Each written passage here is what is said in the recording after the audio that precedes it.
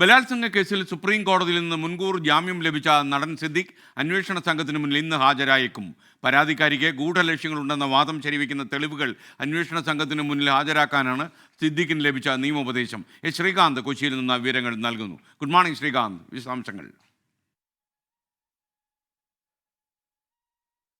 Good morning S K ഈ മുൻകൂർ ജാമ്യം സംബന്ധിച്ച് സുപ്രീം കോടതിയിൽ ഹർജി നൽകി ഒരു അറസ്റ്റ് ഒഴിവാക്കൽ സുപ്രീം കോടതിയിൽ നിന്നും വാങ്ങിയതിന് പിന്നാലെ ഇന്നലെയാണ് സിദ്ദിഖ് കൊച്ചിയിൽ പൊങ്ങുന്നത്. സിദ്ദിഖ് അതിനുശേഷം അഡ്വക്കേറ്റ് ബി രാമൻപിള്ളയെ അദ്ദേഹത്തിന്റെ ഓഫീസിലെത്തി വൈകുന്നേരം കണ്ടതിന് ശേഷം തുടർ നടപടികൾ ചർച്ച ചെയ്തു.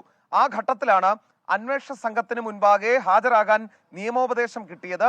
ഈ നടിക്കെതിരായ തെളിവുകൾ, ആരോപണം ഉന്നയിച്ച നടിക്കെതിരായ തെളിവുകളുമായി ഹാജരാകാനാണ് നിർദ്ദേശമുള്ളത്. പക്ഷെ അത് എത്രത്തോളം വിജയിക്കും എന്നറിയില്ല. കാരണം ഇതിനോടകം അന്വേഷണ സംഘം സിദ്ദിഖിനെതിരെ തെളിവുകളൊക്കെ തന്നെ ശേഖരിച്ചു വെച്ചിട്ടുണ്ട്. പക്ഷെ സിദ്ദിഖ് ഉദ്ദേശിക്കുന്നത് നേരെ മറിച്ചാണ്. തനിക്ക് ബോധിപ്പിക്കാനുള്ളതുമായി അന്വേഷണ സംഘത്തിന് മുൻപാകെ ഹാജരായിട്ടുണ്ട്.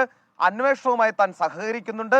താൻ ഒളിച്ചോടാൻ ശ്രമിച്ചിട്ടില്ല. സാക്ഷികളെ സ്വാധീനിക്കാൻ ഒരു ശ്രമവും നടത്തിയിട്ടില്ല. തെളിവ് നശിപ്പിക്കാൻ ശ്രമിച്ചിട്ടില്ല. ഇതെല്ലാം ബോധ്യപ്പെടുത്തുക, അടുത്ത തവണ 2 ആഴ്ചയ്ക്ക് ശേഷം സുപ്രീം കോടതി കേസെടുക്കുമ്പോൾ ബോധ്യപ്പെടുത്തുക എന്ന തന്ത്രത്തിന്റെ ഭാഗമാണ് ഈ നീക്കമെന്ന് കരുതുന്നു. സിദ്ദിഖ് നിലവിൽ ഇപ്പോൾ തറവാട്ട് വീട്ടിൽ കുട്ടമശ്ശേരിയിലുണ്ട് എന്നാണ് കരുതുന്നത്. ഇന്നും ഒരുപക്ഷെ അഭിഭാഷകരുമായി സിദ്ദിഖ് കൂടിക്കാഴ്ച നടത്തും. ശേഷമായിരിക്കും തിരുവനന്തപുരത്ത് ഈ അന്വേഷണ സംഘത്തിന് മുൻപാകെ ഹാജരാകാൻ പോകുന്നത്. Thank you Srikanth.